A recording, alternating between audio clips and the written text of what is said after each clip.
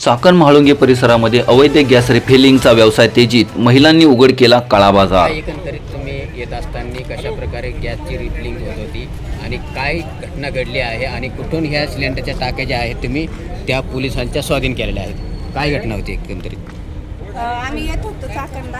आम्ही भाजीपाला घ्यायला थांबलो होतो, तर तिथं मग वास येत होता थोडा. मग आम्ही पाठीमागे जाऊन बघितलं तर तिथं ना एक असं छोट्या टाकीतून मोठ्या टाकीत गॅस ट्रान्सफर केला जात होता आणि तिथं खूप टाक्या पण होत्या. मग आम्हाला वाटलं हे धोकादायक आहे. मग आम्ही पोलिसांना फोन केला.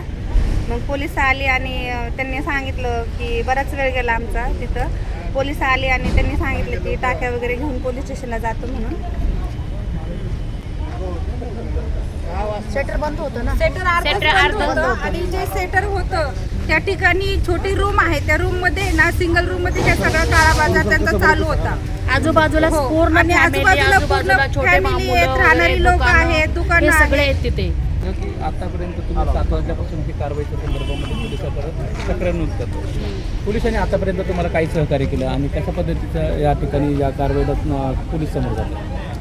पोलिसांनी आम्हाला सहकार्य असं केलं की हे सगळं आम्ही त्यांना दाखवलं, हे किती टाक्या आहेत एकंदरीत, ह्या सगळ्या काउंट केल्या टाक्या आणि कशा माध्यमातून त्याचं रिफिलिंग चालू होतं. हा जो पाईप आहे हे त्यांनी बघितलं, हे काय काय साहित्य त्या ठिकाणी आहे, वजन काटा आहे.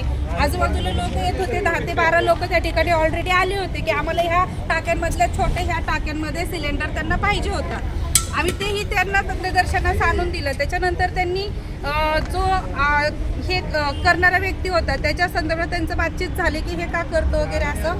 त्याच्यानंतर त्यांनी टेम्पो बोलवला आणि ह्या टाक्या त्याच्यामध्ये लोड करून या ठिकाणी आणण्यात आले. एकंदरीत आपण जर बघितलं तर व्यावसायिक सिलेंडर जो आहे तो बंद झालेला आहे. मात्र हो. अशा एजन्सीकडे व्यावसायिक सिलेंडर उपलब्ध होतो, त्यातून रिफिलिंग केल्या जाते.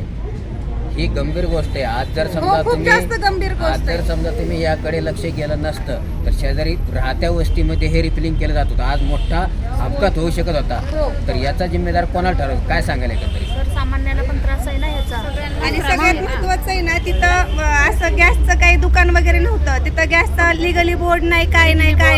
तिथं एक किराणा शॉप आहे आणि त्या किराणा शॉप मध्ये आणि त्याच्या पाठीमागे एक सिंगल रूम आहे आणि खूप म्हणजे आणि त्याच्या पाठीमागे पण एक रूम होती. आम्ही पोलिसांना म्हणत होतो की त्या रूम मध्ये गॅस सिलेंडर असण्याची शक्यता आहे, चला उघडा. तर त्यांनी काय एवढं म्हणजे हे केलं नाही आणि ते साईडला जाऊन त्यांना बोलत पण होते आणि बराच आमचा वेळ वेस्ट गेला. 6 वाजल्यापासून आम्ही थांबलोय आणि म्हणजे भयंकर त्रास झाला. असं वाटलं की नाही का की आपण काहीतरी मोठा गुन्हा करतोय आणि जर आपण आणि आम्हालाच उलटे प्रश्न विचारले गेले. ते गॅस एजन्सीवाले होते ते पण आम्हाला तुम्ही कोण आहे, असे 100 दुकान आहे, तुम्हाला आमचं दुकान भेटलं का, बाहेर काढलं, दरवाजे लावून घेतले आणि थोडे टाक्या पण त्यांनी हे केलं, म्हणजे तिथून दुसऱ्या रूममध्ये शिफ्ट केलं. ज्या वेळेस तुमच्या ह्या ठिकाणी तुम्ही ज्या वेळेस त्या जो काही कोण सिलेंडरवाला होता ज्या वेळेस ती पकडण्यात आलं त्यावेळेस त्या व्यक्तीने तुम्हाला काही धमकीचा रेकॉर्डिंग आहे आमच्याकडे. धमकी दिली आम्हाला की भुसरीपासून ते चाकणपर्यंत तुम्ही हा जो काही हे केला तर तिथून आतापर्यंत एवढे तुम्ही अनेक ठिकाणी हे म्हणजे हे अनलिगली चालतं, काळा बाजार चालतो. तो कसा काही तुम्ही गप्पपणे खपून घेतला आणि तुम्ही इथंच का आले?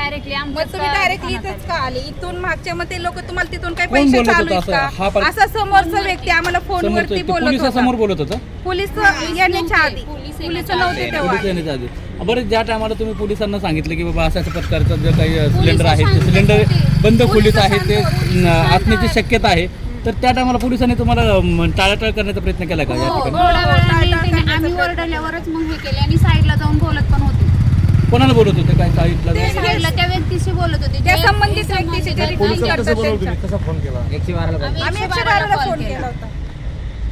एकंदरीत तुम्ही जर बघितलं त्यानंतर पोलीस स्टेशनच्या अंतर्गत तुम्ही या ठिकाणी आल्याच्या नंतर हे सर्व व्यवस्थित म्हणजे नाही का ह्या टाक्या आणि ज्या गाडी वगैरे आणि ज्या व्यक्तीला संबंधित व्यक्ती जो कोणी विक्रेता असेल त्याला या ठिकाणी आणल्याच्यानंतर आत्ताच आम्ही येत असताना त्या टायमाला तुमच्या कुठल्या तरी व्यक्तीबरोबर थोडीशी बाचाबाची चालल्याचा प्रकार होता. कोण होता बरं नेमकं तो व्यक्ती तुमच्याबरोबर अशा पद्धतीने जो वेगळ्या पद्धतीने बोलण्याचा प्रयत्न करतो? तो गॅसमध्ये मुलगा होता आणि त्याचा तो ओनर आहे ना, तो दुसराच आहे तो, आणि त्या ओनरनी पण आम्हाला फोनवर बोललेलं आहे. तर त्या ओनरवरती सुद्धा कारवाई अशी आमची इच्छा आहे. बघू आता पोलिस काय करतात ते. आणि मग आता तुम्ही 4 महिला आहेत, 4 महिला या ठिकाणी या वेळेस रात्रीचे आम्ही 10 त्यांना वाजत ती आलेले पण आहेत. रिक्वेस्ट केली की 10 वाजत आलेले आहेत, तरी देखील या पोलीस स्टेशनच्या अंतर्गामध्ये तुमच्या कुठल्याही तक्रारीचं निवारण हो, होत आणि म्हणतात नसलेले की पाहायला वेळ मिळतं. लागल, टाइम सांगू शकत सांगितलं नाही. तुम्ही होऊ आणि नका, त्यांना तुम्ही request साक्षीदार सांगितलं की व्हा. आम्ही महिला आहे, आम्ही फिर्याद आहे, आम्ही एवढं हे सगळं केलंय, आमच्या फिर्याद घ्या आणि आम्हाला जाऊ द्या पटकन सर, आम्ही महिला आहे. तर ते बोलले की वेळ लागल, सांगता येत नाही.